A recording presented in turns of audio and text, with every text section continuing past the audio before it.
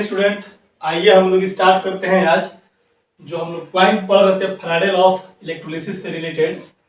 First law of electrolysis हम लोगों ने देखा था कि जो अमाउंट ऑफ सबस्टांस जो होते थे, जो इलेक्ट्रोड पे डिपॉजिट होते थे during the process of electrolysis, वो डायरेक्टली प्रोपोर्शनल होता था क्या बाबू? Charge flow through the circuit. यही था ना। चलिए, उसमें हम लोगों ने देखा था 5 गो पॉइंट देख लिया था। 5 पॉइंट का मतलब होता है कि हम लोगों ने शायद फेराड का डेफिनेशन पढ़ लिया था और हम लोगों ने कैलकुलेट भी कर लिया था कि 1 मोल इलेक्ट्रॉन का चार्ज कितना होता है और 1 मोल इलेक्ट्रॉन का जो चार्ज होता है उसी को क्या बोलते थे हम लोग? फेराड। और ये 1 फेराड का वैल्यू कितना था? 96,500 था। ठीक है। चलिए आगे हम लोग लिखेंगे छठा नंबर में। अब हम लोग को जेड कैलकुलेट करना था, है ना। लिखेंगे छठा नंबर पॉइंट। कल के बाद जो नेक्स्ट है लिखेंगे 6 नंबर पॉइंट, कैलकुलेशन ऑफ क्या बाबा? जेड। जेड क्या होता था? Electrochemical equivalent. क्या होता था? इलेक्ट्रोकेमिकल इक्विवेलेंट होता था। तो क्या होता था इलेक्ट्रोकेमिकल इक्विवेलेंट? बताओ मेरे को। मैंने बोला था इलेक्ट्रोकेमिकल इक्विवेलेंट में कि ये था हमारे सामने फॉर्मूला कि W बराबर कितना था? ZQ था। और हमने बोला था कि अगर Q का वैल्यू अगर 1 कूलम्ब हो जाए तो हम लोग बोलते थे कि W बराबर कितना हो जाता था? Z। यानी कि 1 कूलम्ब की इलेक्ट्रिसिटी या 1 कूलम्ब का जो चार्ज सर्किट से प्रवाहित करने पर, फ्लो करवाने पर जितना अमाउंट ऑफ सबस्टांस डिपॉजिट करता है इलेक्ट्रोड पे, उसी को क्या बोलते हैं? Electrochemical equivalent. तो ध्यान रखना है कितना कूलम्ब चार्ज प्रवाहित करने पर बाबू? 1 कूलम्ब चार्ज को फ्लो करवाने पर। ठीक है। यानी कि कह सकते हैं कि 1 कूलम्ब की इलेक्ट्रिसिटी पास करवाओ, है ना। देख लेंगे कि कितना डिपॉजिट हो रहा है। दैट इज कॉल्ड क्या बाबा? जेड। यही ना। तो चलिए देखते हैं हम लोगों ने मान लिया सिंपली यहां बहुत दो लेट करके कि हमारे पास ए बी क्या है? कोई इलेक्ट्रोलाइट क्या है? A B is an electrolyte which undergoes electrolysis। और सबको पता है कि अगर इलेक्ट्रोलाइसिस होगा तो ए बी किस में ब्रेक होगा? एक ए प्लस में और क्या बाबू? B minus. अब मैं आपसे क्वेश्चन पूछूंगा कि यहाँ पर आपके पास कोई इलेक्ट्रोलाइटिक सेल है, यहाँ पर कैथोड है, यहाँ पर एनोड है, जो भी है। यहाँ पर ऐसे मान लो कि एनोड है और क्या आपका कैथोड है ना। अब हमारे पास ए भी हमारा क्या है? This is your electrolyte. ये क्या है बाबू? आपका इलेक्ट्रोलाइट है जो सॉल्यूशन में पड़ा हुआ है। इलेक्ट्रिक करंट पास करेंगे तो ये टूटेगा ए प्लस बी माइनस में। मान लो कि सॉल्यूशन में टूट गया ए प्लस और क्या बाबू? बी माइनस टूट गया। तो एक बात बताओ, जब इलेक्ट्रोलाइसिस होगा तो इन इलेक्ट्रोड पर, इस इलेक्ट्रोड पर चाहे इस इलेक्ट्रोड पर, दोनों इलेक्ट्रोड पर ए बी जा करके डिपॉजिट करेगा कि ए प्लस डिपॉजिट करेगा या बी माइनस डिपॉजिट करेगा? ए बी तो जा करके डायरेक्टली इस इलेक्ट्रोड पर जाएगा नहीं, क्योंकि ए बी प्रोसेस के अंदर आएगा। इलेक्ट्रोलाइसिस प्रोसेस में तो पहले अपने कंस्टिट्यूएंट आयन में टूटेगा और कंस्टिट्यूएंट आयन में जब टूट गया तो ये अपने रिस्पेक्टिव अपोजिट इलेक्ट्रोड के पास क्या करेगा? जा करके डिपॉजिट करेगा, डिस्चार्ज करेगा। तो यहाँ पर ये जो केटायन है ए प्लस जो है इसके ऊपर जाएगा और बी माइनस जो है ये कहाँ जाएगा? इसके ऊपर जाएगा। तो हम लोग ये कितना डिपॉजिट किया? 1 कूलम्ब की इलेक्ट्रिसिटी से या 1 कूलम्ब चार्ज से, है ना, उसी को क्या बोलेंगे हम लोग? जेड बोलेंगे। आगे बात समझ में कोई दिक्कत नहीं है। याद रखना हमेशा ए बी इलेक्ट्रोलाइट नहीं डिपॉजिट करता है बल्कि इनके कंस्टिट्यूएंट आयन्स डिपॉजिट करेंगे, चाहे वो केटायन हो या फिर उसका एनायन हो। क्लियर हो गया? कोई दिक्कत नहीं है। चलो तो देखो, तो अगर A प्लस इस पर जाता है तो क्या बोलते हैं? रिडक्शन। B माइनस इस पर जाता है तो क्या बोलेंगे? इसको ऑक्सीडेशन। मिटा दो इसको, कोई दिक्कत नहीं। चलो अब हम लोग बोल सकते हैं, जब देख तो इसी रिएक्शन को हम लोग इस तरीके से लिखते हैं। देखो A प्लस हो जाए, है ना, इसको में कितना इलेक्ट्रॉन, समझना है बात को, इस A प्लस में कितना इलेक्ट्रॉन देंगे कि यहाँ पर A बन जाएगा। तुम बोलोगे कि सर ए को पॉजिटिव चार्ज है, तो आप यहाँ पर क्या कर दो सर? 1 इलेक्ट्रॉन को ऐड कर दो और ये क्या बन जाएगा? आपका ए बन जाएगा। ऐसे पढ़ते हैं इलेक्ट्रोलाइसिस में। ये कैथोड पर हो रहा है, बी माइनस पे लिखेंगे तो बी माइनस में से 1 इलेक्ट्रॉन घटाएंगे तो क्या बन जाएगा? बी। वो कहाँ पर होगा? एनोड पर होगा। कोई दिक्कत नहीं है। चलो तो देखो, तो अब ये हमारा मेन इक्वेशन हो गया, ये हमारा इलेक्ट्रोलाइसिस का इक्वेशन। अब ये हम कैथोड पर एनोड पर अपने करवा रहे हैं। ये हमारा जाएगा पॉजिटिव है, केटायन है तो रिडक्शन होगा, नेगेटिव होगा तो ऑक्सीडेशन होगा, जो कहा जाएगा एनोड पर। तो ये प्रोसेस कहाँ हो रहा है बाबू? कैथोड पर हो रहा है, ठीक है। हम लिखा तो पहले तो स्टोइकियोमेट्रिक कोफिशिएंट लिखना जानते हैं, बहुत बेसिक में जा रहा हूं मैं, ठीक ना। देखो इस A प्लस के कोफिशिएंट कितना छुपा हुआ है? 1। कुछ भी नहीं है तो क्या छुपा हुआ बाबू? इसका 1 छुपा हुआ है। इस इलेक्ट्रॉन का कोफिशिएंट कितना है? 1। समझना, इस इलेक्ट्रॉन का कोफिशिएंट कितना है? 1। अगर मान ले कि यहाँ पर 2 होता तो इलेक्ट्रॉन का कोफिशिएंट कितना बोलते? 2। अगर मैं बोलता कि यहाँ पर 3 होता तो इलेक्ट्रॉन का कोफिशिएंट कितना होता? 3।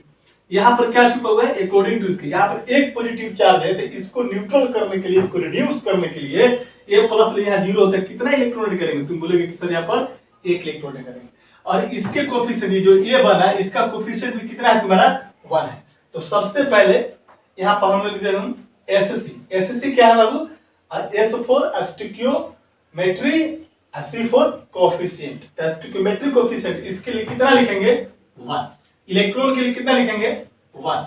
और इस A के लिए कितना लिखेंगे? 1। देखो सिखाने के लिए लिख रहा हूं, ठीक ना, ये बार बार प्रोसेस में तुम मत लिखना, ठीक ना। अब देखो हम लोग स्टोइकियोमेट्रिक कोफिशिएंट को रीड कैसे करते हैं? मोल के टर्म में। ये प्लस कौन मोल है? तो 1 मोल। तो यहाँ पर क्या लिखेंगे बाबू? 1 मोल। ये हमारा तो 1 इलेक्ट्रॉन है, यहाँ पर है, इसको कितना बोलेंगे? बोलेंगे कितना इलेक्ट्रॉन है, तो तुम क्या बोलोगे? 1 मोल इलेक्ट्रॉन है, बोल सकते हैं, कोई दिक्कत नहीं है। और ये कितना बना? ये प्लस जब डिस्चार्ज हो जाएगा तो कितना बनेगा? 1। यहाँ पर भी क्या हो जाएगा बाबू? तुम्हारा 1 मोल हो जाएगा, कोई दिक्कत नहीं है। अब देख, तो हम लोग इस चीज को बोल सकते हैं कि 1 मोल A प्लस को रिडक्शन होने के लिए या रिड्यूस होने के लिए या कैथोड पर डिस्चार्ज होने के लिए तुमको कितना मोल इलेक्ट्रॉन का चार्ज जरूरत है? कितना तुमको कूलम्ब की जरूरत है? तुम बोलते हो कि 1 मोल इलेक्ट्रॉन का चार्ज कितना होता है? 96,500 कूलम्ब होता है। हमको निकालना क्या है? जेड का वैल्यू। और जेड का वैल्यू क्या बोलता है कि 1 कूलम्ब में कितना अमाउंट डिस्चार्ज होता है। 1 मोल में 1 कूलम्ब में 1 कूलम्ब की इलेक्ट्रिसिटी को प्रवाहित करने पर, फ्लो करवाने पर A प्लस कितना जाकर के डिस्चार्ज होगा, और उसी को हम लोग क्या बोलते हैं बाबू? जेड बोलते हैं, कोई दिक्कत नहीं है। तो देख, तो हम इस इक्वेशन से हम लोग इसको ऐसे रीड कर सकते हैं और करके बोल सकते हैं क्या कि चूंकि 1 मोल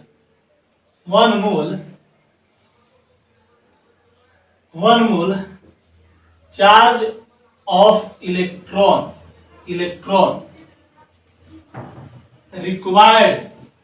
required to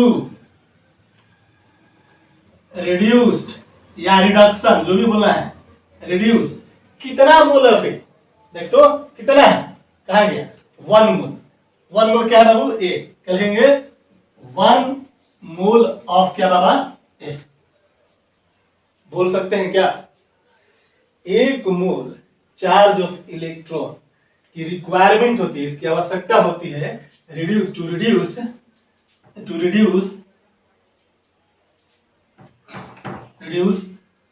कितना बाबू? 1 मोल ऑफ कितना? A plus. यही ना है कि इस A प्लस को देखो, यहाँ पर 1 मोल है, इसका कोफिशिएंट कितना? 1। तो इस 1 मोल को रिड्यूस करने के लिए इस कितना इलेक्ट्रॉन का कितना चार्ज लेंगे? 1 मोल का चार्ज है ना, यानी कि 1 मोल इलेक्ट्रॉन का चार्ज होगा, रिक्वायर करेगा कितना में? इतना को रिड्यूस करना है। तो वही चीज लिखा कि चूंकि 1 mole charge of electron required to reduce कितना? 1 मोल ऑफ A प्लस। हो सकता है इधर देख, तो हम लोग इसी को लिख सकते हैं, देखते हैं पर 1 मोल चार्ज ऑफ इलेक्ट्रॉन कितने के बराबर होगा? दैट इज, बोल सकते हैं कि 96,500। 1 मोल चार्ज का इलेक्ट्रॉन कितना होता है बताओ तो? इसको लिख सकते हैं 96,000, बार 95 लिखा जा रहा है, 96,000 कितना बाबू? 500 कूलम्ब चार्ज लिख सकते हैं। तो बोल सकते हैं कि चूंकि 96,500 coulomb charge required to discharge कितना डिस्चार्ज करने के लिए बता दो, 1 मोल कितना ए, 1 मोल ऑफ कितना ए प्लस। कोई दिक्कत नहीं है, एकदम समझना है। अच्छा देखो, तो हम लोग को जो डिपोजिट जो डिस्चार्ज करता है जाकर के इलेक्ट्रोड पर, वो क्या डिस्चार्ज करेगा, उसका मास कितना डिपोजिट हुआ, यही ना। अब देखो, तो यहाँ पर चार्ज का तो मास की बात करेंगे नहीं, ये वाला जाकर के डिस्चार्ज करते हैं, इसकी मास की बात करेंगे। अब देखो, तो आप लोग को पढ़ाया होंगे मोल कंसेप्ट में, मास के टर्म में मोल का डिफिनेशन पढ़ाया था मैंने कभी। तो मैंने बोला था कि जब भी एक मोल किसी एटम का, किसी आयन का अगर हम बात करेंगे, या किसी कंपाउंड का, अगर एटम है तो उसका एटॉमिक मास इन ग्राम के बराबर होता है 1 मोल। अगर कोई मॉलिक्यूल है तो उसके मॉलिक्यूलर मास इन ग्राम के बराबर होता है 1 मोल, है ना। अगर कोई आयन है तो उसके आयनिक मास के बराबर होता है ना, इन ग्राम के बराबर। तो हम लोग देख तो यहाँ पर बोल सकते हैं, इसी को यहाँ पर ऐसे लिख सकते हैं कि 1 मोल ए प्लस का मास कितना डिपोजिट करेगा, atomic mass in gram of ए। लिख सकते हैं एटॉमिक मास ऑफ ए इन ग्राम, बोल सकते हैं ना बाबा। 1 मोल बराबर किसी भी एटम के 1 मोल का मास कितना होता है, उस एटम के एटॉमिक मास इन ग्राम के बराबर। आपको ये भी बताया गया था कि अगर किसी एटम पर चार्ज प्रेजेंट हो, पॉजिटिव चार्ज हो चाहे नेगेटिव चार्ज हो, उसके एटॉमिक मास में कोई प्रभाव नहीं पड़ता। कोई भी पार्टिकल अगर चार्ज स्टेट में है तो उसके मास पे कोई प्रभाव नहीं पड़ता। आगे बात है, क्योंकि एटॉमिक मास बराबर क्या होता है, एटॉमिक मास बराबर प्रोटॉन की संख्या प्लस न्यूट्रॉन की संख्या। और किसी भी एटम पे जो चार्ज डेवलप होता है वो इलेक्ट्रॉन की वजह से है। तो यहाँ पर तो इलेक्ट्रॉन की वजह से तो होगा नहीं, यहाँ पर इलेक्ट्रॉन के प्रभाव पड़ेगा नहीं। तो हमको एटॉमिक मास का मतलब क्या है कि 1 मोल ऑफ ए, अगर क्वेश्चन में अगर मान लो कि यहाँ पर 2 मोल होता, हो सकता है कि यहाँ पर तुम्हारा 2 मोल ए बन जाता सपोज, तो हम बोलते क्या लिखते हैं, 2 मोल ऑफ ए प्लस। तो 1 मोल में एटॉमिक मास इन ग्राम के बराबर, तो 2 मोल में कितना, 2 गुना एटॉमिक मास इन ग्राम के बनेंगे। तो यहाँ पर 1 मोल ऑफ ए प्लस है, मतलब कि इसको मास के टर्म में क्या लिखेंगे, 1 मोल बराबर कितना, एटॉमिक मास ऑफ ए इन कितना ग्राम में। तुम बोलेगा कि हाँ सर ए प्लस बोले हैं और यहाँ पर सिर्फ आपने ए लिखा हुआ है। ए का मतलब कोई एटम है जो आयन के फॉर्म में है ना। अब एटम है तो भाई एटॉमिक मास लेंगे। और मैं बोलूं कि सोडियम है तो सोडियम का एटॉमिक मास तुम कितना बोलोगे, 23 बोलोगे। और मैं बोल दूंगा कि सोडियम प्लस का एटॉमिक मास कितना होगा, तो 23 ही होगा। चार्ज प्रेजेंट होने से एटॉमिक मास में थोड़े ना कोई प्रभाव पड़ेगा, आएगा समझ में। तो कहीं कहीं आपको यहाँ पर ए प्लस में रहेगा या आपको ए लिखा रहेगा, तो कंफ्यूजन में मत रहिएगा, ठीक है ना। चलो ए इन ग्राम, कोई दिक्कत नहीं है। देख तो ये कितना में था बोल सकते हैं। अब एटॉमिक मास को हमने क्या मान लेते हैं, हम कैपिटल ए में मान लें, कोई दिक्कत नहीं है। देख यहाँ पर हम बोल सकते हैं कि 96,500 कूलम में कितना है हमारा एटॉमिक मास, लिख देता हूं उसी में, एटॉमिक मास इन ग्राम, कोई दिक्कत नहीं। इसलिए कितना कूलम्ब में, 1 कूलम्ब में, इसलिए 1 कूलम्ब चार्ज में कितना होगा। तुम बोलोगे कि sir atomic mass of A divided by कितना, सर तुम क्या बोलोगे 96,000 कितना 500 बोल सकते हैं, कोई दिक्कत नहीं है। 1 कूलम्ब इलेक्ट्रिसिटी में या 1 कूलम्ब चार्ज में जो मास डिपोजिट होता है इलेक्ट्रोड को, उसी को क्या बोलते हैं, chemical equivalent, electrochemical equivalent, that is क्या बोलते हैं उसको, जेड बोलते हैं। तो आप ऐसा करो कि पहले इतना लिखो, है ना, आप फिर इतना करने के बाद क्या लिखना, फिर दैट इज करके यहां से लिखना, यहां तक जल्दी कर दो। हो गया, चलो देखो बता दो, देखो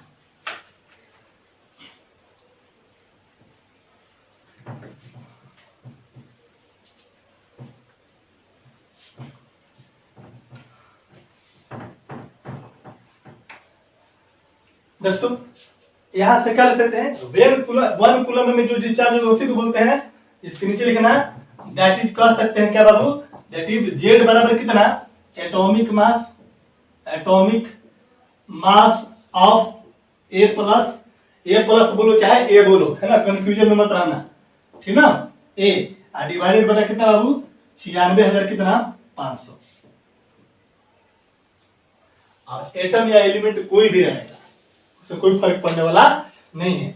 जो एटम हमारा जाके डिपोजिट करता है उसका एटॉमिक मास किसमें, ग्राम में, याद रखना किसमें बाबू, ग्राम में। अब बता में क्या कर देंगे 96,500। आगे देखो और करके इसी को Z equal to atomic mass in gram, atomic mass in gram of A plus या ए डिवाइडेड बाई 96,500। अच्छा देख तो मेरे भाई यहाँ पर ए प्लस था, एक इलेक्ट्रॉन को ऐड किया तो क्या बना था, ए बना था। और इसको हम लोग क्या बोलते थे बाबू, नंबर्स ऑफ मोल बोलते थे क्या। और यही नंबर्स ऑफ जो मोल था जिसको हम लोग क्या बोलते थे, वैलेंसी फैक्टर बोलते थे। आई बस में अगर मान ले क्वेश्चन में सपोज है कि यहाँ पर ए प्लस प्लस होता, इस दो पॉजिटिव चार्ज को न्यूट्रलाइज करने के लिए तुम यहाँ पर कितना इलेक्ट्रॉन ऐड करता, एक इलेक्ट्रॉन ऐड करता कि 2 इलेक्ट्रॉन, तुम बोलता कितना सर 2 इलेक्ट्रॉन करते 2 इलेक्ट्रॉन। तो जब 2 इलेक्ट्रॉन को जब तुम यहाँ पर ऐड करोगे तो यहाँ पर नंबर्स ऑफ मोल कितना 2, और इसी को मेरा क्या करते हैं वैलेंसी फैक्टर। यहाँ तो 96,500 कूलम था एटॉमिक मास, एक मोल का, ये कितने मोल का है, 1 मोल का, इसलिए 1 कूलम किया तो इतना। मान लें कि यहाँ पर कहता कि 2 मोल होता, हम 2 गुना 96,500 करते हैं तो 2 गुना यहाँ पर कितना होता, इसलिए एक में कितना था, नीचे में कितना होता 2 गुना 96,500। अगर यहाँ पर तुम्हारा 3 रहता, 3 प्लस रहता, यहाँ पर 3 रहता तो यहाँ पर क्या करना पड़ता, 3 गुना 96,500 करना पड़ता। तो ये हमारा इस चार्ज को न्यूट्रल करने के लिए कितना इलेक्ट्रॉन की जरूरत पड़ेगी, that numbers of electron is called क्या, वैलेंसी फैक्टर। ए प्लस है और यहाँ पर बना तुम्हारा ए बना, इसका ऑक्सीडेशन नंबर कितना 0, इसका ऑक्सीडेशन नंबर कितना +1। Change in oxidation number, redox reaction याद करो, चेंज इन ऑक्सीडेशन नंबर पर एटम को क्या बोलते थे, वैलेंसी बोलते थे। यहाँ पर तो इनिशियल +1 फाइनल कितना 0, इसलिए चेंज इन ऑक्सीडेशन नंबर पर एटम जो हो जाएगा कितना हो जाएगा तुम्हारा, फाइनल कितना 0 और माइनस इनिशियल कितना है 1, तो 0 - 1 कितना -1। अब वैलेंसी फैक्टर कभी -1 होता है क्या, नहीं। तो चूंकि यहाँ -1 इसका मतलब कि ऑक्सीडेशन नंबर उसका घट रहा है ना। तो यही चीजें हैं। अगर यहाँ पर 2 रहता तो कितना इलेक्ट्रॉन इसमें ऐड करते हैं, हमने 2 इलेक्ट्रॉन ऐड करते तब जाकर के यहाँ 0 होता। तो अब इसका हम चेंज निकालेंगे, देख तो कितना निकालेगा, यहाँ 2 है यहाँ 0 है तो 0 में से कितना घटाएंगे 2 घटाएंगे। अरे बाबा final oxidation number minus initial oxidation number, इसी पर एटम का एक एटम का चेंज जो होगा उसी को क्या बोलते हैं हम, वैलेंसी फैक्टर या इसको एन फैक्टर बोला जाता है। तो अगर हम लोग यहाँ पे अगर बात करें, चलो यहाँ पर तो एक के लिए बात था, यहाँ पर एक मूल था, यहाँ पर एक अपना कर दिया, कोई दिक्कत नहीं है। तो जेड वाला एटॉमिक मास इन ग्राम, अब तो इसमें हम लोग यहाँ पर एक इलेक्ट्रॉन जहाँ पर ऐड किए हैं, यहाँ पर 1 इलेक्ट्रॉन है, यहाँ पर क्या है 1 है, तो यहाँ पर हम लोग 1 अगर इसमें हम लिख दे तो कोई फर्क पड़ेगा नहीं पड़ेगा। और इसी 1 को क्या बोलते हैं हम लोग, वैलेंसी फैक्टर बोलते हैं। ठीक है, तो ये हमारा एक मेन फार्मूला हो गया। इसी को और एलाबोरेट करें तो यहाँ पर क्या लिख दिया मैंने, valency factor, VF stand for Babu valency factor, है ना। ये हो गया तेरा जनरल फार्मूला। आगे बात में एटॉमिक मास देख लो, ए प्लस का है ना, ए प्लस ये डिस्चार्ज करेगा किसमें, ए प्लस में क्या बनता है, ए बनता है ना। तो एक कूलम चार्ज में कितना डिपोजिट किया, वही उसको क्या बोलते हैं, जेड बोलते हैं। आगे बात समझ में, चलो कोई दिक्कत नहीं है।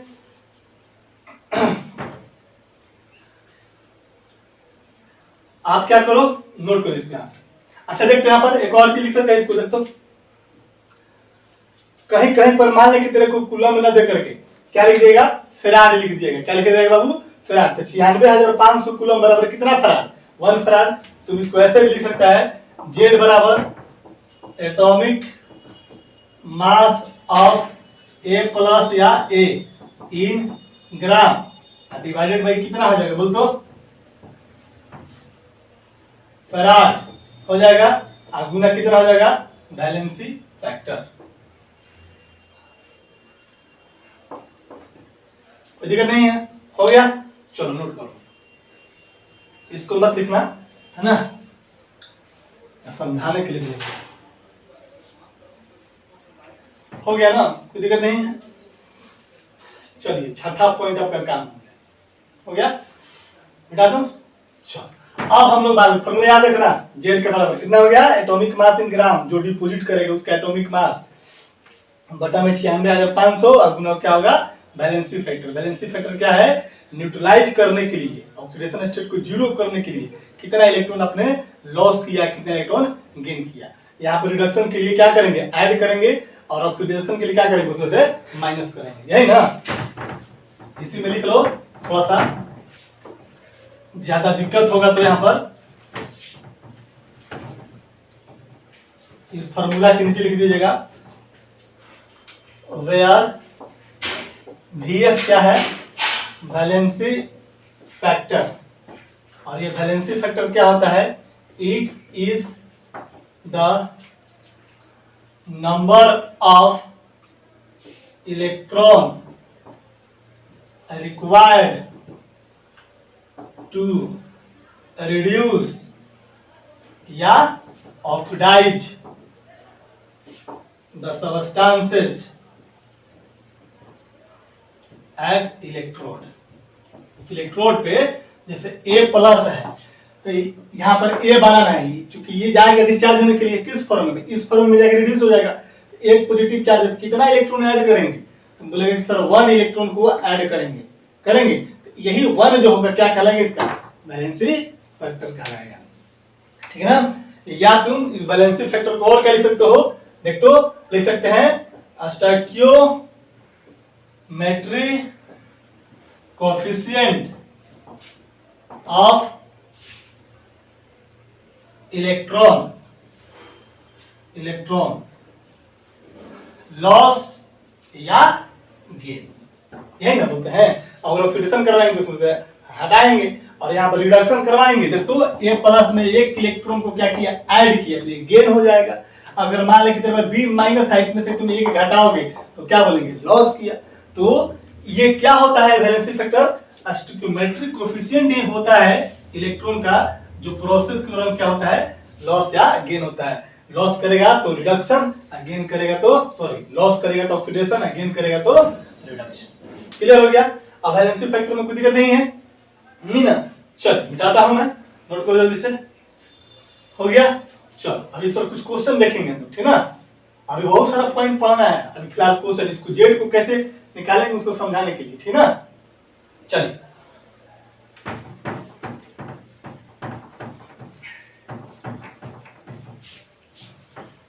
सिंपल तरीके से क्लियर किया जा रहा है, ठीक ना, कोई भी प्रकार का दिक्कत नहीं होनी चाहिए, है ना। बहुत काम का चीज है, सब छोटी छोटी चीजें है ना।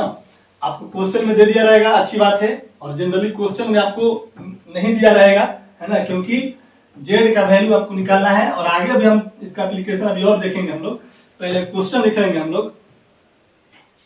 क्वेश्चन लिखे तो कहाँ गया क्वेश्चन मेरे भाई, तो question calculate the point number 6 पढ़ाए हैं, इसके बाद पॉइंट नंबर 7 करवाएंगे, ठीक है ना। लिखे तो question calculate the value of Z for following.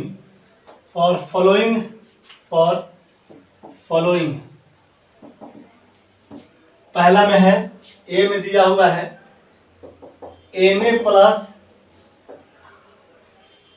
Na plus से क्या बनता है, Na बनता है ना। बी में दिया हुआ है, यहाँ पर लिखा भी हुआ है 1 इलेक्ट्रॉन इधर से दे दिया है, ठीक ना। Mg2 प्लस 2 इलेक्ट्रॉन से क्या बनता है, Mg बनता है। सी में दिया हुआ है 1 mole of aluminium 3 plus 2 aluminium बनता है ना। डी में आपका दिया हुआ है 1 मोल ऑफ Cu2 प्लस 2 क्या बनता है, Cu बनता है। और एक है आपका ई में दिया हुआ है 1 मोल ऑफ MnO4 माइनस 2 कहता है Mn2 प्लस आपका बनता है। आई बात समझ में, कोई दिक्कत नहीं है। अब देखो हम लोग को ये सारा काम करना है, ठीक ना, बारी बारी से बनाता हूं मैं, एक तो कॉन्सेप्ट से बनाऊंगा, बाकी सारे फॉर्मूले पे बना दूंगा, ठीक ना। चलो देखो ये दो क्वेश्चन में तो कोई दिक्कत ही नहीं है। आपका सोडियम कौन डिपॉजिट करता है, Na प्लस जाता है, तो इसका एटॉमिक मास पता है, इसके इलेक्ट्रॉन का जो स्टोइकियोमेट्रिक कोएफिशिएंट है that is called valency factor पता है, 96,500 कूलम से आपको मल्टीप्लाई करना है, आपको पता ही है, और एटॉमिक मास इन ग्राम है, तो कुछ करना ही है नहीं है फॉर्मूला के अनुसार। बट हम लोग क्या करेंगे, कांसेप्ट से बनाएंगे, ठीक ना, सीखना है हम लोग को। तो रिएक्शन दिया हुआ है, Na प्लस में एक इलेक्ट्रॉन जोड़ा तो कहता है कि Na बन गया, कहता है कि Z का वैल्यू क्या होगा। देख तो सबसे पहले स्टोइकियोमेट्रिक कोएफिशिएंट लिखो, सोडियम प्लस का कितना 1, इस इलेक्ट्रॉन का कितना 1, और इसका कितना 1 है ना। मोल के टर्म बोलेंगे तो ये कितना हो जाएगा 1 मोल, ये कितना हो जाएगा 1 मोल, और ये भी कितना है 1 मोल हो गया। हम लोग क्या जानते हैं, किसको तुम रिड्यूस करवा रहा है, इस सोडियम प्लस को, तो हम क्या बोलेंगे, सोडियम प्लस को रिड्यूस करवाने के लिए क्या करोगे, इलेक्ट्रॉन को ऐड करोगे, इलेक्ट्रॉन की रिक्वायरमेंट होगी, कितना इलेक्ट्रॉन की रिक्वायरमेंट होगी बाबा 1 मोल इलेक्ट्रॉन की, यानी 1 मोल हमको इलेक्ट्रॉन की जरूरत है, हमको चार्ज की जरूरत पड़ती है, तो 1 मोल इलेक्ट्रॉन का चार्ज बोल सकते हैं, तो बोल सकते हैं कि चूंकि 1 mole charge of electron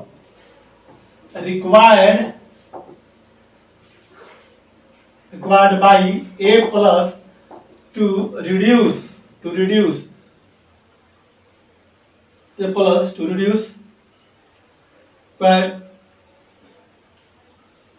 to reduce 1 mole of कितना A, देख तो 1 mole charge of electron required by A plus, sorry यहाँ पर सोडियम प्लस है ना, सोडियम प्लस लिखना पड़ेगा, sodium plus two reduce sodium, 1 mole of sodium लिख सकते हैं, कोई दिक्कत नहीं। तो बाबू इसी चीज को लिखा ना कि 1 मोल चार्ज ऑफ इलेक्ट्रॉन, क्योंकि हमको कूलम्ब की जरूरत पड़ती है, एक कूलम्ब में जेड डिफाइन किया गया है, तो 1 मोल चार्ज ऑफ इलेक्ट्रॉन जो होगा रिक्वायर्ड बाय किसके द्वारा, सोडियम प्लस के द्वारा, टू रिड्यूस कितना 1 मोल ऑफ Na, यानी कि 1 मोल इलेक्ट्रॉन का जो चार्ज होगा वो 1 मोल सोडियम प्लस को किस में रिड्यूस करने के लिए 1 मोल सोडियम के, और ये बराबर कितने के बराबर होगा, अगर 1 मोल सोडियम है तो 1 मोल सोडियम का मास कितना होगा। तुम बोलोगे कि मास की क्यों बात कर रहे हैं सर, मास की इसलिए बात कर रहे हैं कि 1 कूलम्ब चार्ज में जो मास डिपॉजिट होगा उसी को जेड बोलते हैं, तो हमारा ये जाकर के डिपॉजिट होता है, तो इसका मास कितना होगा, बोलो एटॉमिक मास ऑफ सोडियम इन किसमें, ग्राम में। तुम सोडियम का सोडियम प्लस लिखो, कोई फर्क पड़ने वाला नहीं है, चार्ज रहने से एटॉमिक मास पर कोई प्रभाव नहीं पड़ेगा, क्लियर है। तो 1 मोल चार्ज ऑफ इलेक्ट्रॉन का वैल्यू कितना होता है 96,500 कूलम्ब होता है, अब बराबर क्या लिख सकते हैं बोल, तो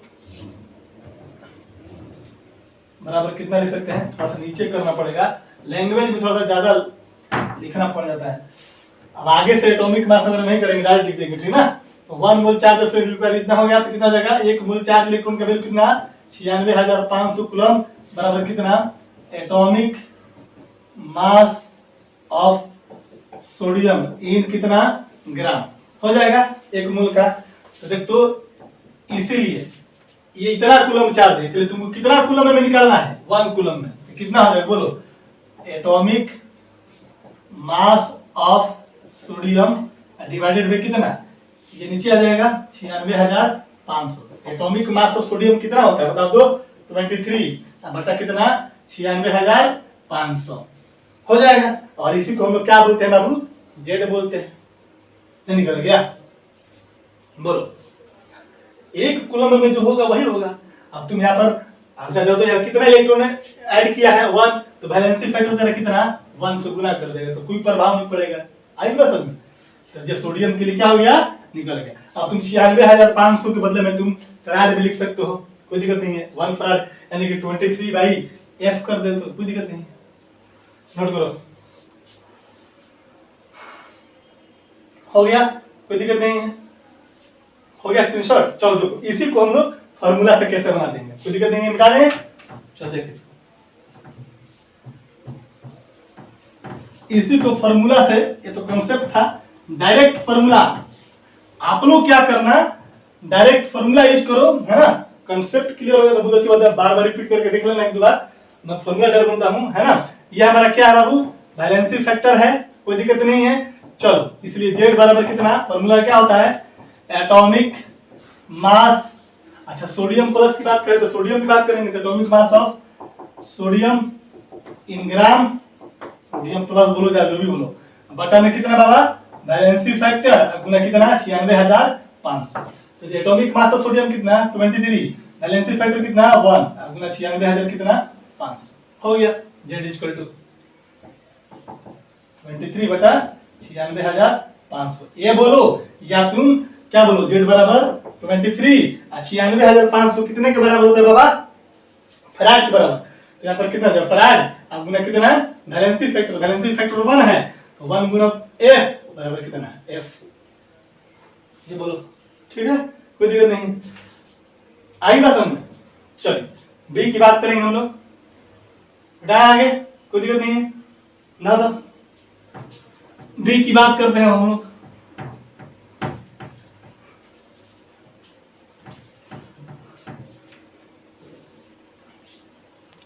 देखो B की अगर हम बात करें तो कितना आ जाएगा बाबू, देख तो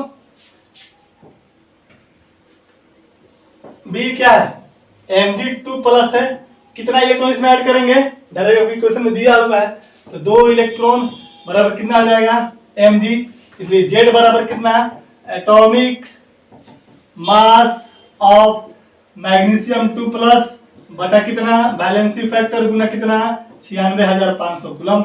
क्या दिक्कत है, कोई दिक्कत है, वैलेंसी फैक्टर इलेक्ट्रॉन का कोफिशिएंट कितना 2, एटॉमिक मास ऑफ मैग्नीशियम कितना 24 बटा 2 गुना 96,500 बराबर, इसको लिख सकते हैं 24 बटा कितना 2F लिख सकते हैं, 2 की जगह 2, इसको इतना क्लियर क्या लिख सकते हैं, फिर आप लिख सकते हैं, ये हो जाएगा, इसको कट कर दो कितना हो जाएगा 12, और कितना 12 बटा F या 12 बटा कितना 96,500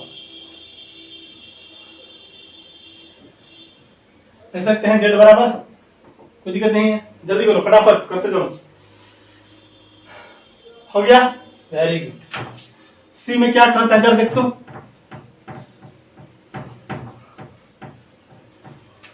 C में क्या करता है देख तो जरा सा, 1 मोल ऑफ एल्युमिनियम 3 प्लस 2 क्या बनता है एल्युमिनियम, नहीं तो एल्युमिनियम 3 प्लस है और कहता कि यहाँ क्या बनाता है एल्युमिनियम, तो देख तो 1 एल्युमिनियम 1 मोल है, ये कितना है 3 प्लस है।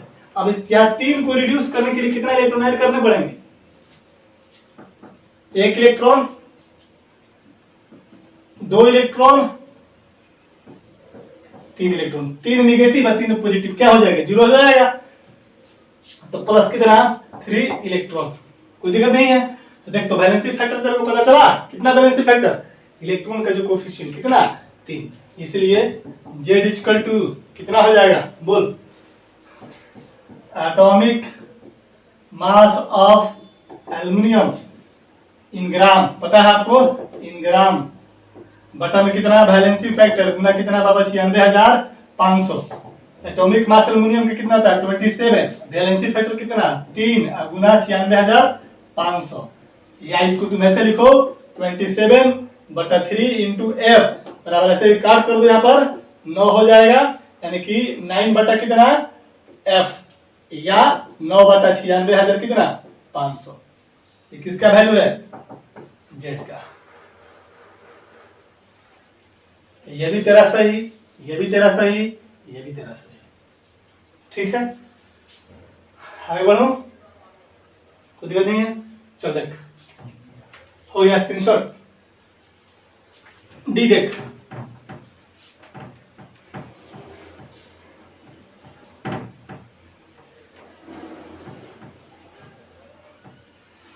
छोटी छोटी बातें हैं, बहुत काम से समझना बहुत जरूरी हो जाता है, ठीक है ना। ये भी कंप्लीट हो गया। 1 मोल ऑफ कॉपर 2 प्लस क्या बनता है, कॉपर डी में है, Cu2 प्लस ले क्या बनता है कॉपर बनता है। अब यहाँ पर कितना इलेक्ट्रॉन ऐड करेंगे ताकि इस पर चार्ज न्यूट्रल हो जाएगा, 0 हो जाएगा, तुम बोलेगा सर 2 इलेक्ट्रॉन ऐड कर दीजिए, क्या दिक्कत हो जाएगा। तो वैलेंसी फैक्टर तेरा कितना, ये तेरा वैलेंसी फैक्टर हो गया कितना 2, इसलिए Z बराबर कितना, atomic mass of copper in gram, atomic mass of copper in gram divided by कितना, VF गुना कितना बाबा, 96,500। एटॉमिक मास कॉपर का 63.5 ग्राम होता है। वैलेंसी फैक्टर कितना है यहाँ पर कितना है, 2 गुना कितना है, 96,500 बराबर 63.5 बटा कितना 2। 96,500 को तुम क्या लिख सकते हो, F लिख सकते हो। Z बराबर आ गया, ये तेरा कूलम, ये तेरा फैराड। आगे बात समझ। चलो ये भी हो गया। ये में क्या है, जरा जल्दी कर जल्दी कर। हो गया।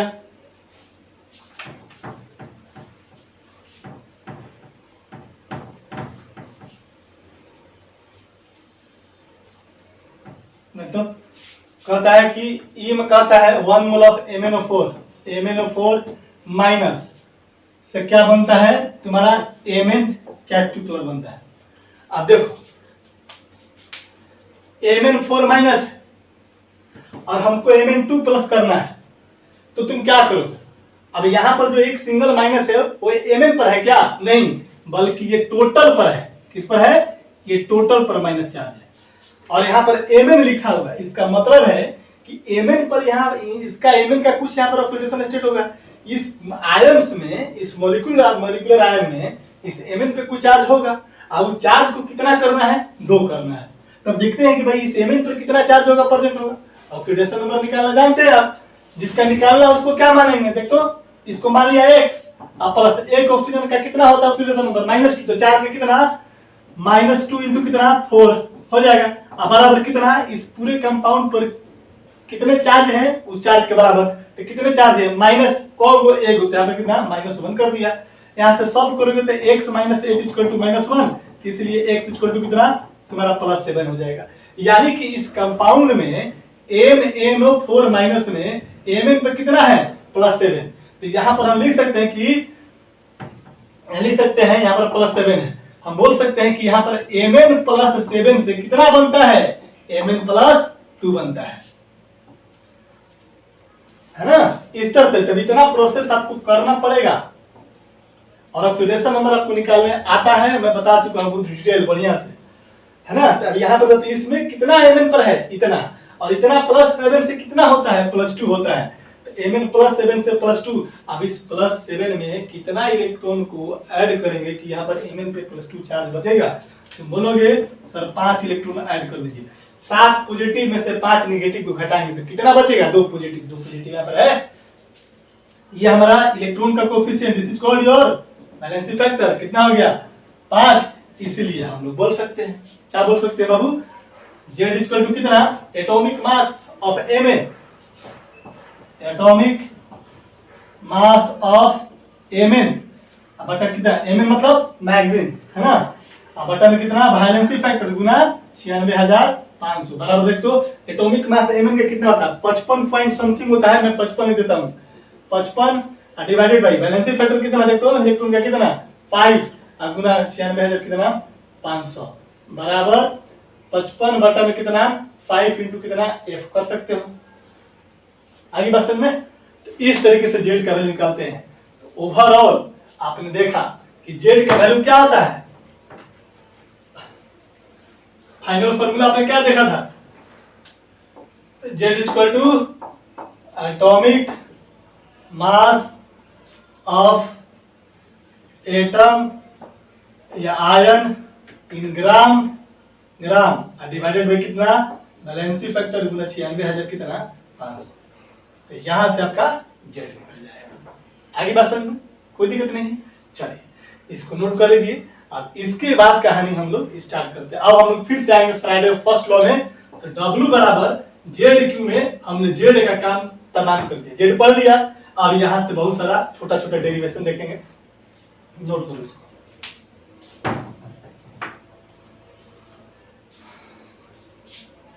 लिखते हैं पॉइंट नंबर 7, पॉइंट नंबर 6 तक देख लिया था, पॉइंट नंबर 7 लिखेंगे।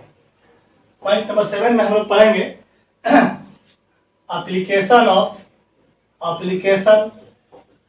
ऑफ ऐसे लिखो, numerical approach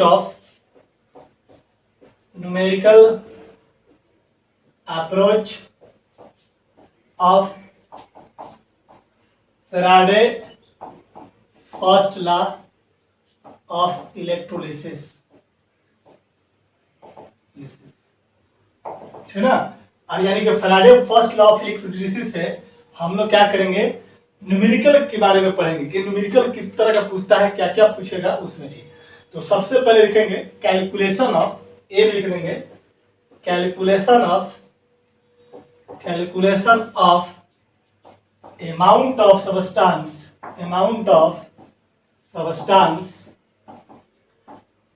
get deposited at electrode पे, जो रिस्पेक्टिव इलेक्ट्रोड पे जो अमाउंट ऑफ सबस्टांस जा करके क्या करता है बाबू, डिपॉजिट करता है, उसकी अमाउंट क्या। तो आपको पता है from first law of electrolysis, first law मतलब फैराडे फर्स्ट लॉ, ठीक है ना। First law from first law, direct way देता हूं, फ्रॉम फर्स्ट लॉ से क्या पढ़े हैं, W बराबर जेड आई टी पढ़े है ना, W बराबर जेड क्यू या जेड इंटू कितना आई टी लिख सकते हैं, क्यू के बदले में क्या होता है आई टी, बता चुका हूं पहले। इसलिए यहाँ पर W बराबर, तो जेड का बराबर, जेड का वैल्यू अभी निकाला है तो जेड की जगह लिखते हैं, क्वेश्चन में जेड का वैल्यू नहीं दिया रहेगा, निकालना पड़ेगा, इक्वेशन बेस्ट रहेगा आपका। तो यहाँ से क्या करेंगे, जेड का वैल्यू पुट करेंगे, जेड के बदले में क्या लिख सकते हैं बोल, तो एटॉमिक मास ऑफ एटम या आयन जो भी रहेगा, अब बटा में क्या रहेगा बाबू बोल, तो वैलेंसी फैक्टर भूल गया क्या, 96,500, यहाँ पर क्या हो जाएगा ऊपर में आई टी हो जाएगा, वेर आई क्या है बाबू, करेंट, टी क्या है बाबू, टाइम, ठीक है, कोई दिक्कत नहीं है, आगे बात समझ में। और आपको ज्यादा लिखना है, और ये जो भी कैलकुलेशन कीजिएगा ये किस में आएगा, आपका ग्राम में आएगा, किस में आएगा आपका ग्राम में, क्योंकि अमाउंट हम किस में होना चाहिए, ग्राम में निकालते हैं। तो ठीक है, कोई दिक्कत नहीं है। आपको क्वेश्चन पूछेगा कि इतना एम्पियर का करंट इतना टाइम में फ्लो करवाते हैं, तो कहता है कि कितना ग्राम ऑफ सबस्टांस डिपोजिट होगा, या बोलेगा कितना ग्राम को डिपोजिट करवाना है कैल्शियम को, है ना, और बोलेगा कि इतना करंट देते हैं, इतना टाइम देते हैं, तो बोलेगा कि बताइए कितना चार्ज जो होता है रिक्वायर्ड करेगा। तो यहाँ से ये निकाल सकते हैं, आई बात समझ में। या तुमको यहाँ से तुम ऐसे भी बोल सकते हो, W बराबर एटॉमिक मास। अब एटॉमिक मास लिख देता हूँ, पूरा लंबा लिखने की जरूरत नहीं, आप समझ सकते हैं। एटॉमिक मास किसका, जो डिपोजिट करने वाला है उसकी बात होगी, गुना कितना हो जाएगा, एटॉमिक मास हो गया, ये कितना होगा बाबू, आई गुना कितना टी। अगर क्वेश्चन में मान लें कि को आई और टी नहीं दिया, डायरेक्ट दिया रहेगा, कूलम का वैल्यू दिया रहेगा, तो क्यू का वैल्यू पुट कर देंगे, आगे बात समझ में। आई टी बटा में कितना वैलेंसी फैक्टर है, गुना इतना के बदले में क्या लिख सकते हैं, फैराड लिख सकते हैं, कोई दिक्कत नहीं। चलो कोई दिक्कत नहीं है, आगे बढ़ते हैं। हो गया, एक कैलकुलेट कर दिया, क्या कंप्लीट किया, अमाउंट ऑफ सबस्टांस निकाल लिया, किसमें ग्राम में। W क्या है मेरा, अमाउंट ऑफ सबस्टांस, पिछले क्लास में लिखा चुका हूं मैं। चलो जल्दी नोट करो इसको, हो गया। बी में लिखेंगे, कर लिया था ना, चलो बी में लिखो, मेरे को मिटाने में कोई दिक्कत नहीं है।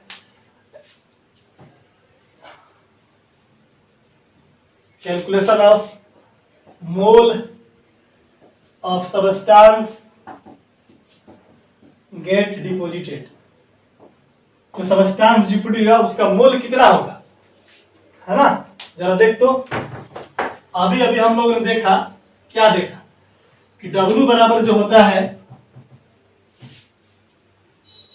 देखो बाबू, अभी हम लोगों ने देखा नाउ कि W बराबर होता है कितना, देखते हैं पर एटॉमिक मास, अब ज्यादा लिखने की जरूरत नहीं है, एटॉमिक मास हो गया गुना कितना आई गुना कितना टी डिवाइडेड बाई कितना था बाबू, वैलेंसी फैक्टर गुना कितना था, 96,000 कितना था, 500 था, है ना, कोई दिक्कत नहीं है।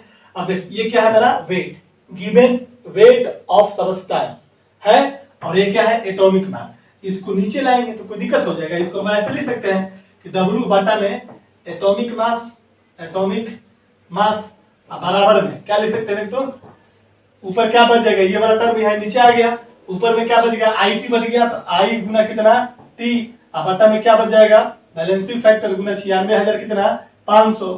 IT को तुम क्या लिख सकता है, Q लिख सकता है, बटा में बैलेंसिंग फैक्टर, और नंबर ऑफ फ्राइड को क्या लिख सकता है, F लिख सकता है। कोई फर्क पड़ने वाला है क्या, कोई फर्क पड़ने वाला नहीं है ना। तो इस तरीके से तुम यहाँ से निकाल सकते हो। देखो गिवन वेट बटा एटॉमिक मास, एटॉमिक वेट क्या कहलाता है, मोल, इसलिए तेरा मोल बराबर कितना आएगा बाबा, बोल तो IT बटा कितना बैलेंसिंग फैक्टर गुना 96,500 बराबर ऐसे अगर तेरे को I नहीं दिया हुआ है, T नहीं दिया हुआ है, डायरेक्ट तेरे को कूलम में दिया हुआ है, चार्ज के वैल्यू दिया हुआ है, तो वहां भी कर सकते हैं VF गुना फैराड लिखेगा, फैराड लिख दो। तो तूने क्या निकाल लिया, वेट निकाल लिया, तूने क्या निकाल लिया, मोल निकाल लिया। नोट करो जल्दी से, पढ़े है ना, मोल में गिवन वेट बटा एटॉमिक वेट, गिवन वेट बटा मोलिकुलर वेट, पढ़े है ना। तो ये क्या है, W क्या है, गिवन वेट तो ही है, कितना डिपॉजिट हुआ वो वेट, उसमें एटॉमिक मास जो एटम का जो डिपॉजिट करता है उस एटम के एटॉमिक मास से भाग देंगे तो क्या निकल जाएगा, मोल। ज्यादा दिक्कत है तो लिख ले बगल में, मोल बराबर गिवन वेट बटा में कितना एटॉमिक वेट, अगर एटम है तो, अगर कोई मॉलिक्यूल होता तो गिवन वेट बटा मॉलिक्यूलर वेट होता। ठीक है,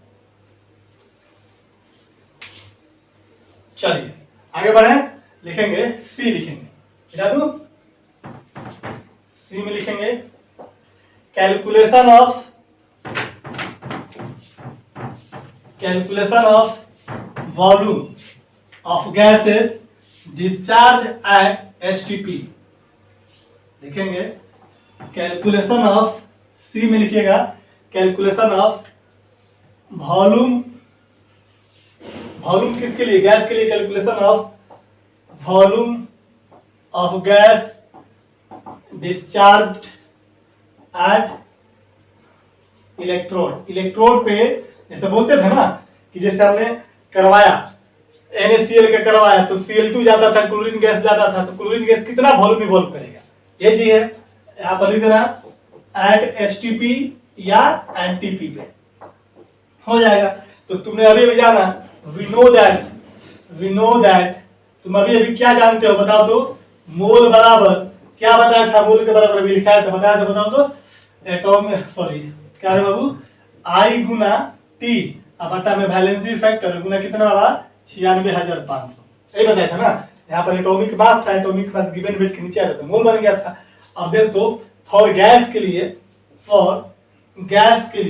मोल बराबर कितना होता है, मोल बराबर गिवन वॉल्यूम बटा में कितना मोलर वॉल्यूम होता है, मोलर वॉल्यूम। कोई भी गैस का वॉल्यूम दिया हुआ है और मोलर वॉल्यूम तुमको तो पता है, STP पर मोलर वॉल्यूम कितना होता है बाबू 22.4, तो मोल बराबर इतना होगा। देखो इक्वेशन यहाँ पर 1 और ये इक्वेशन नंबर कितना तुम 2 कर दो, इसको और तुम इधर कर दो तो गिवन वॉल्यूम को मान लिया मैंने V, गिवन वॉल्यूम को क्या मान लिया V, molar volume at STP पे कितना होता है तेरे को बताओ, 22.4 लीटर होता है। इक्वेशन नंबर 2, ये भी मोल दोनों को इक्वेट कर दो तो कितना हो जाएगा बताओ तो बाबू, V बराबर फ्रॉम इक्वेशन 1 बराबर कितना 2, तुम करोगे तो कितना हो जाएगा बताओ तो, V बटा में 22 पॉइंट कितना 4 हो जाएगा, बराबर कितना I गुना T बटा वैलेंसी फैक्टर गुना कितना 96,000 कितना 500,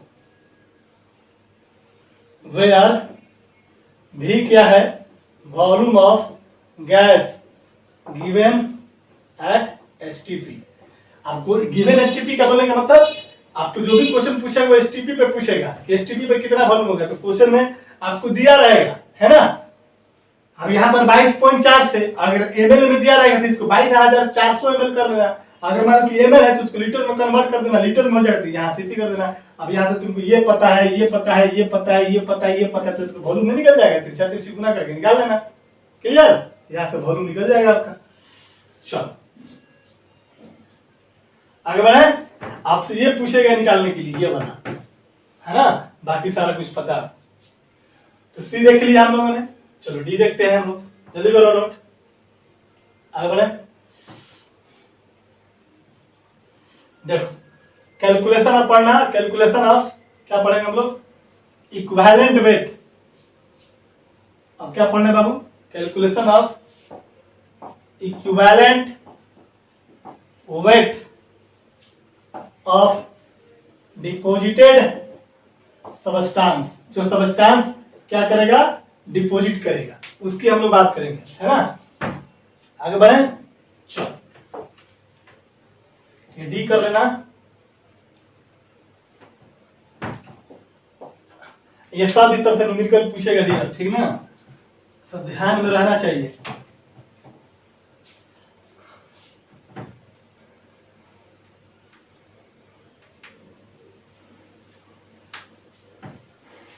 देख तो अभी अभी हम लोगों ने देखा था, एक फॉर्मूला देखा था, क्या देखा था बताओ तो। हम लोग बता रहे थे डब्लू हम लोग निकाले थे, है ना, और ये डब्लू बराबर क्या होता था बताओ तो, एटॉमिक मास गुना आई गुना टी था, और बटा में वैलेंसी फैक्टर था, और 96,000 कितना था, 500 था, यही था ना। एकदम आराम समझना, ये डब्लू हो जाएगा एटॉमिक मास बटा में वैलेंसी फैक्टर। हमने बोला था कि सोडियम का इक्विवेलेंट वेट कितना होगा, या मैं बोला था कि सोडियम प्लस का इक्विवेलेंट वेट कितना होगा। सॉल्यूशन में बता चुका हूं, एक बार देख लेना। क्या होता था कि जो एटम दिया हुआ है उस एटम का एटॉमिक मास लिखता था मैंने, और बटा में क्या लिखता था, वैलेंसी फैक्टर। चाहे ये वैलेंसी फैक्टर इस पे प्रेजेंट चार्ज हो, या इसका अपना प्रॉपर वैलेंसी हो, या कोई भी चेंज इन ऑक्सीडेशन नंबर पर एटम हो, ये सारा चीज को क्या बोलते थे, वैलेंसी फैक्टर बोलते थे। अगर सोडियम का एटॉमिक मास 23 है तो सोडियम का इक्विवेलेंट वेट कैसे निकलेगा, एटॉमिक मास बटा सोडियम पे चार्ज कब हो, 1 से डिवाइड कर देते ना, 23। तो देखो इस एटॉमिक मास बटा में वैलेंसी फैक्टर को इतना डिवाइड को हम लोग क्या लिख सकते हैं, इक्विवेलेंट वेट लिख सकते हैं क्या, अरे बोलो। हम लिख सकते हैं, बताते हैं यहाँ पर W बराबर, और यहाँ पर एटॉमिक मास बटा वैलेंसी फैक्टर को क्या लिख सकते हैं बाबू, इक्विवेलेंट वेट, और गुना क्या हो जाएगा IT, डिवाइडेड बाय कितना, या तो इतना को हम लोग इक्विवेलेंट वेट बोल दिया, क्या बोल दिया बाबू, इक्विवेलेंट वेट बोल दिया, और बटा में कितना 96,500। आई बात समझ में।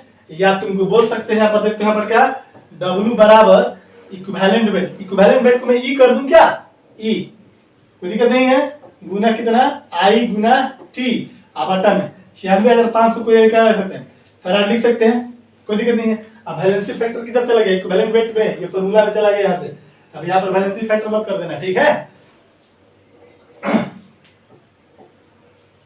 और तुम इसको लिख सकता है इधर से W बराबर, देखो E की जगह E लिख दिया, IT की जगह क्या लिख दिया मैंने तेरे को, Q लिख दिया, बटा में कितना लिख दिया, F लिख दिया, कोई दिक्कत नहीं है।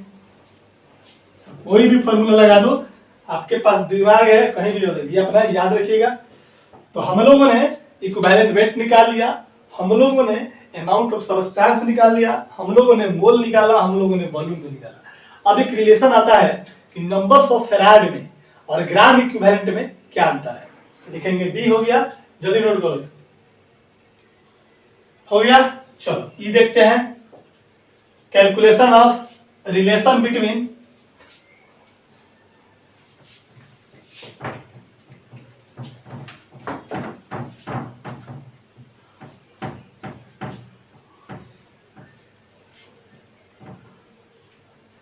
तो calculation of relation between number of farad and number of gram equivalent, number of gram equivalent, gram equivalent में और क्या करना है, फैराड में रिलेशन लाना है। तो कैसे निकलेगा वाला, नंबर्स ऑफ फैराड और नंबर्स ऑफ ग्राम इक्विवेलेंट कैसे होगा। अब जरा देख तो यहां से हम लोग देखा कि W बराबर, वी नो दैट हमने देखा था W बराबर अभी अभी था इक्विवेलेंट वेट गुना कितना IT, अब बटा में कितना 96,000 कितना 500, ये देखा था हमने। देख तो ये इक्विवेलेंट वेट है, ऊपर में गुना में है, नीचे में आएगा तो इसका क्या हो जाएगा, डिवीजन में हो जाएगा। तिरछा तिरछी सॉल्व करेंगे तो आइएगा समझ में, नहीं आ रहा क्या समझ में, देख तिरछा तिरछी गुना करेगा तो ई आई टी बराबर इतना है, इतना गुना हो जाएगा। तो हम लोग इसको लिख सकते हैं डब्लू बटा में इक्विवेलेंट वेट बराबर कितना आई गुना टी बटा में कितना 96,000 कितना 500। अब आपको पता है कि गिवन वेट बटा इक्विवेलेंट वेट को क्या बोलते हैं, ग्राम इक्विवेलेंट बोलते हैं क्या, ये क्या हो जाएगा, इसको बोल सकते हैं ग्राम इक्विवेलेंट बराबर ये हो गया तेरा आई टी हो गया। इस आई टी को क्या लिख सकते हैं, क्यू लिख सकते हैं। अब बटा में कितना 96,500, तो इसको हम लोग क्या बोलते हैं, नंबर्स ऑफ फैराड बोलते हैं। क्यू बटा 96,500 को क्या बोलते हैं, नंबर्स ऑफ फैराड। ये हो जाएगा मेरा क्यू बटा 96,500 बराबर इसको बोलते हैं नंबर ऑफ फैराड। आई बात समझ में। तो ग्राम इक्विवेलेंट बराबर क्या होता है, numbers of farad. That is हम लोग कह सकते हैं कि ग्राम इक्विवेलेंट बराबर कितना, नंबर ऑफ फैराड। आई बात समझ में, कोई दिक्कत नहीं है। इसको ऐसे कर लिया और इसको मेन जो इक्वेशन है आपका ये वाला है, हम लोग ओवर आपकी याद रखिएगा यहाँ से ये वाला, ताकि एक साथ बहुत सारा चीज निकल जाएगा ना। W बराबर W बटा कितना E बराबर कितना आई टी बटा 96,500 बराबर Q बटा 96,000 कितना 500 है ना। अगर तुम और लिखना चाहते तो Q बटा कितना फिर आगे लिख सकते हैं, कोई दिक्कत नहीं है। ये चीज याद रखिएगा। अब इससे ज्यादा आपका क्वेश्चन का एप्लीकेशन नहीं है क्वेश्चन में, ठीक है ना। तो इससे सारा क्वेश्चन हम लोग का क्या होगा, बन जाएगा, ठीक है ना। तो इसको नोट करो। एनसीईआरटी में 2-3 क्वेश्चन है, पहले उसको शुरुआत करते हैं। और कल जो है हम लोग का लगभग कल तो पूरा का पूरा भी मेरे को चलेगा, कल का लेक्चर भी लंबा होने वाला है, ठीक है ना। आज तो मैं ज्यादा नहीं करवा पाऊंगा, 1-2 क्वेश्चन करवा पाऊंगा। पहले नोट करो इसको फटाफट। हो गया, वेरी गुड। चलते आगे बढ़ेंगे ना, चलो।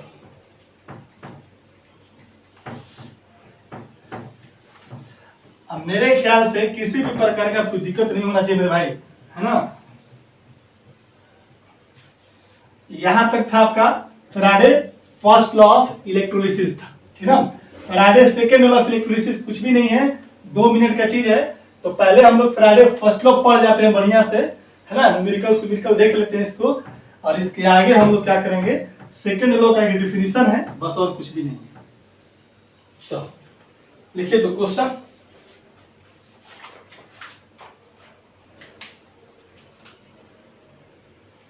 क्वेश्चन लिखिए। क्वेश्चन कहता है कि a solution of CuSO4 solution of CuSO4 copper sulphate है इज इलेक्ट्रोलाइज्ड फॉर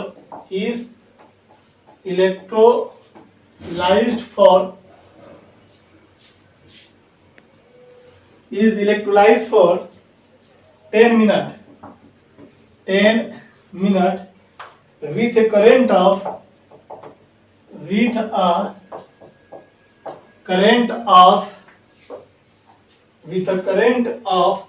1.5 एम्पियर दिया हुआ एम्पी, ठीक ना, ampere. What is the mass of copper, कहता है what is the mass of copper deposited at cathode, है ना। कैथोड का मास कितना डिपोजिट करेगा, सॉरी कॉपर का कितना मास डिपोजिट करेगा कहां पर बाबू, कैथोड पर।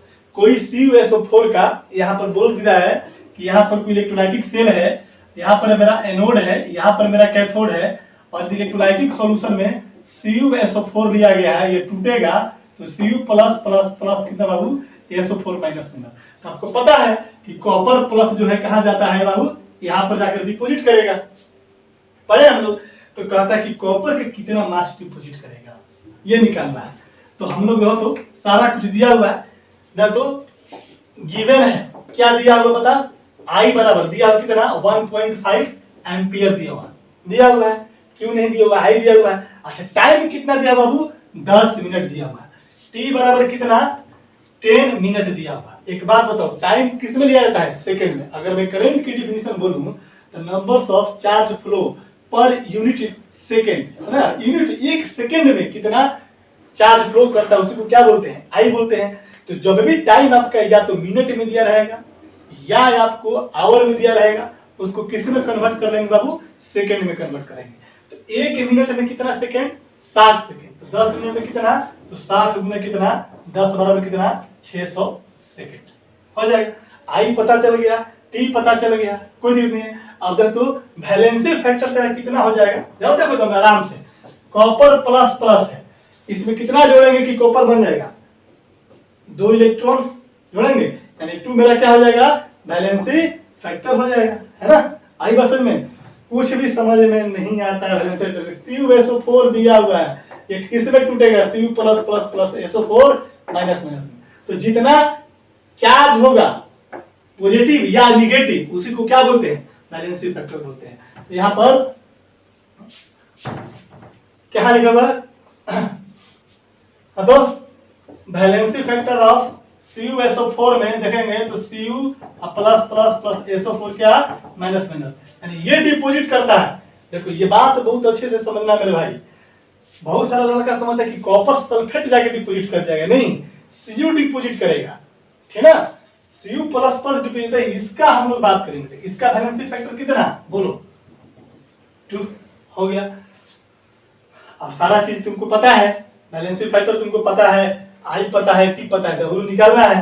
तो फॉर्मूला क्या जानते हो, डब्ल्यू बराबर बोल जेड गुना आई टी। तो क्वेश्चन में तेरे को जेड का वैल्यू दिया हुआ है क्या, नहीं दिया हुआ है, तो ओरिजिनल फॉर्मूला लगाओ, जेड बराबर डब्ल्यू बराबर जेड के बदले में क्या लिख सकते हैं, बोल तो, अरे बाबा बोलना, एटॉमिक मास गुना आई गुना टी बटा में वैलेंसी फैक्टर गुना कितना, 96,500 लिखेंगे। और ये एटॉमिक मास किसका लिखेंगे, कॉपर का, कॉपर सल्फेट मत ले लियो, ठीक ना, क्योंकि हमारा ये जाके डिपॉजिट कर रहा है, जो डिपॉजिट करेगा उसकी बात करेंगे। एटॉमिक मास ऑफ कॉपर कितना होता है, 63.5, आई का वैल्यू कितना है 1.5, टी का वैल्यू कितना है 600, डिवाइडेड बाय वैलेंसी फैक्टर कितना है 2 गुना 96,500। ये जो भी होगा किस में आएगा, तेरा ग्राम में आ जाएगा। अब इसको सॉल्व कर लीजिएगा। अब सॉल्व करने के बाद इसका आंसर देखिए क्या दिया हुआ है। अब देखो यहां पर जो है 96,487 कंसिडर किया गया है 1 मोल इलेक्ट्रॉन का चार्ज एनसीईआरटी में, लेकिन आप हमेशा क्या कीजिएगा 96,500 लिखिएगा, ठीक है ना। तो हम इसके अनुसार आंसर नहीं लिखेंगे, है ना, हालांकि दिया हुआ है, आप कैलकुलेट कीजिए लगभग इतना ही आ जाएगा, लगभग आ जाएगा। तो 0.2938 ग्राम, इसको सॉल्व करना 0.2983 ग्राम, ठीक है ना, आ गया आंसर। आगे बात समझ में कोई दिक्कत नहीं है, नोट करो इसको।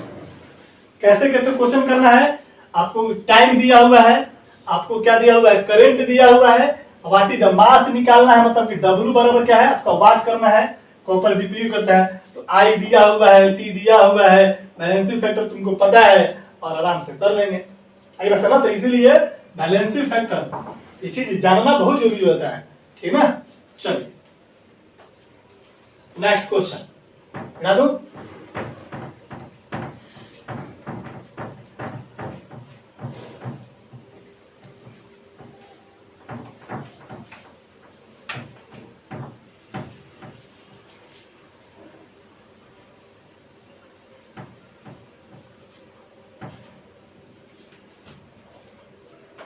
नेक्स्ट क्वेश्चन देखिएगा, ये पता है एग्जाम्पल का, है ना, इंडेक्स का। देखिए क्वेश्चन करता है इफ अ करेंट, कहता है if a current of 0.5 ampere flow through metallic wire, flow through metallic wire for 2 hour 2 घंटे के लिए, ठीक ना। देन हाउ मेनी इलेक्ट्रॉन, कहता है कि then how many electron would flow through the wire, would flow through the wire. एक wire है मेटल का, WIR, एक वायर है मेटल का, ठीक ना, एक मेटल का वायर है, और कहता है उस वायर से 0.5 एम्पियर का करंट फ्लो करवाते हैं कितने घंटे के लिए, 2 घंटे के लिए। आई दिया हुआ है, टी दिया हुआ है। क्लियर हो गया दोस्त? कहता है कि how many electron would be flow through the it. तो देखो तो गिवन है आई बराबर तेरा कितना 0.5 और टी बराबर कितना देखो दोस्त आवर में दिया हुआ है ना। तो 1 घंटा में को सेकंड होता है 3600 सेकंड है ना। 2 घंटा में कितना होगा 7200 सेकंड हो जाएगा। अरे बाबा एक आवर में कितना दो तो 1 मिनट में 60 सेकंड होता है। हमको सेकंड में कन्वर्ट करना है। 1 मिनट में 60 सेकंड। 1 घंटा बराबर कितना मिनट 60 मिनट। इसलिए 60 मिनट में तुम कितना बोलोगे 60 गुना कितना 60 बोलोगे हो जाएगा। ये कितना होगा 3600 सेकंड हो गया तेरा। 1 घंटा में कितना निकलेगा 3600। तो 2 घंटा में कितना निकलेगा 2 से गुना कर कितना 7200 सेकंड हो जाएगा। यानी कि तुम इसको बोल सकता है टी बराबर कितना है 2 आवर है। तो इसको लिख सकता है 2 गुना 60 गुना कितना 60 बराबर कितना 7200 सेकंड हो जाएगा ना। कोई दिक्कत नहीं है। 3600 में 2 से गुना करेगा कितना 7200 होगा। तो ये तेरा हो गया तेरा सेकंड। अब देख तो हम लोग जानते हैं क्या जानता है देख तो बाबू यहाँ पर Q बराबर I गुना T। एक इक्वेशन ये भी तुम जानता है और Q बराबर NE तुम ये भी जानता है पता है ना। Q बराबर IT Q बराबर क्वांटाइजेशन ऑफ चार्ज है। E क्या है चार्ज ऑन इलेक्ट्रॉन और N क्या है नंबर्स ऑफ क्या चार्ज यही ना या नंबर्स ऑफ इलेक्ट्रॉन बात होगी। E क्या है चार्ज ऑन इलेक्ट्रॉन N क्या है नंबर्स ऑफ इलेक्ट्रॉन। आई बात समझ में। अब दोनों Q के बराबर दोनों बराबर कर सकते हैं। इसलिए फ्रॉम इक्वेशन 1 बराबर कितना से 2 से तो क्या लिख सकते हैं देख तो हम बोल सकते हैं Q बराबर IT बराबर डायरेक्ट बोल देता हूं IT बराबर कितना Na लिख सकते हैं ना। Q बराबर IT और Q बराबर कितना Na लिख सकते हैं कोई दिक्कत नहीं है। यहाँ से तुमको क्या निकालना है N का वैल्यू निकालना है नंबर्स निकालना है इलेक्ट्रॉन का। इसलिए N बराबर कितना I गुना T या बटा में कितना E हो जाएगा। E क्या है चार्ज ऑन इलेक्ट्रॉन याद रखना है ना। I का वैल्यू 1.5 सॉरी कितना है 0.5 T कितना है 7200 डिवाइडेड बाई इलेक्ट्रॉन का चार्ज कितना होता है बताओ तो 1.602 इंटू 10 टू द पावर कितना -19 कूलम। अब इसको सॉल्व कर लीजिएगा तो ये आपका आंसर आ जाएगा। ठीक है ये इंटेक्स का है। अब इसका आंसर पीछे देखना पड़ेगा आप कैलकुलेट कर लेना कोई दिक्कत नहीं है। चलो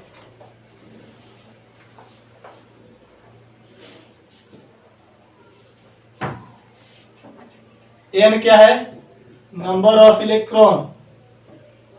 E क्या है चार्ज ऑन इलेक्ट्रॉन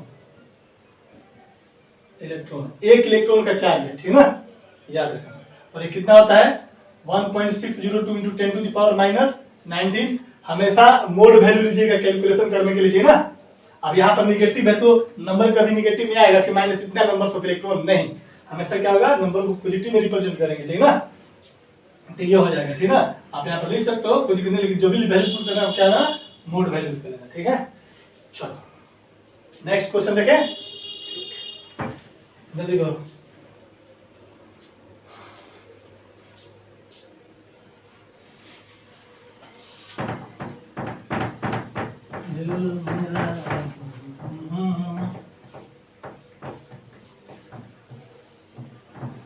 इस संडे को बायो का टेस्ट होने वाला है। माइंड में सेट कर दिए प्रोडक्शन में ऑर्गेनिज्म।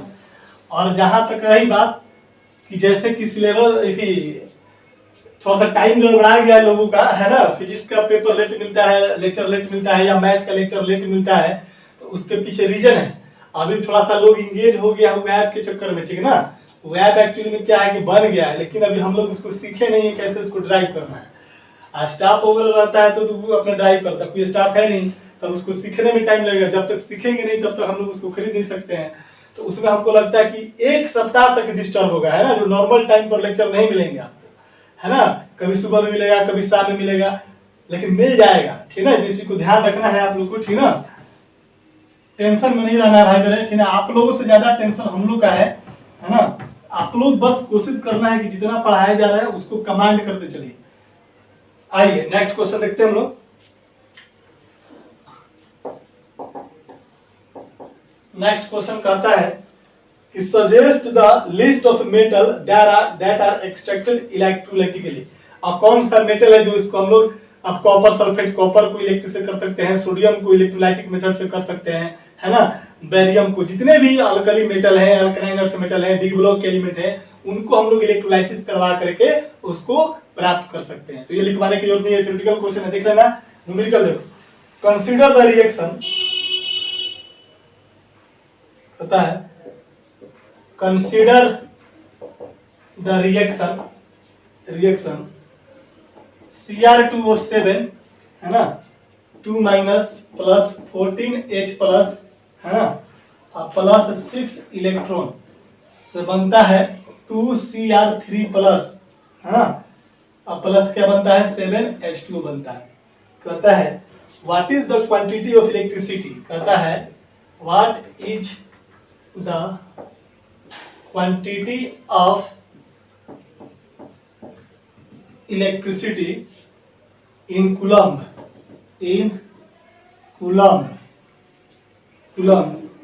needed to reduce